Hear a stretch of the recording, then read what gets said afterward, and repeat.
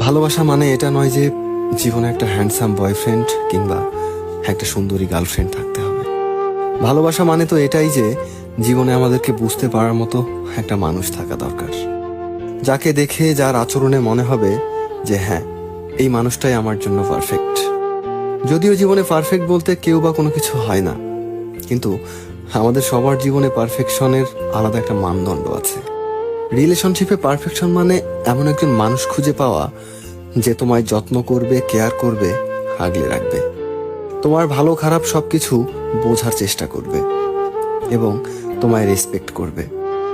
Perfection তো সেটাই যেখানে মানুষ বোঝার ক্ষমতা রাখে, যে তোমায় পেয়ে সন্তুষ্ট থাকবে, গর্বিত হবে, অন্য মানুষকে তোমার উদাহরণ দিবে, কাউকে তোমাদের মাঝে কখনো আসতে দিবে না, তৃতীয় কোনো ব্যক্তিকে তোমার থেকে বেশি প্রাধান্য দিবে না, যে তোমাকে সেভাবে ভালোবাসবে তুমি আছো যেমন, তুমি যেমন তোমাকে সে সেইভাবেই গুছিয়ে নিবে, যে কিনা তোমায় এটা উপলব্ধি করাবে যে তোমার কষ্টের দিনে তোমাকে কিভাবে কমফোর্টেবল ফিল করানো যায়।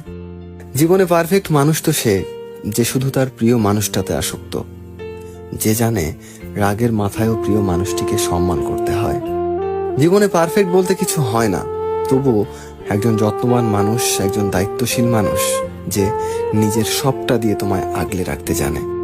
আর একটা রিলেশনশিপে এরকম মানুষকে আমরা বলি পারফেক্ট।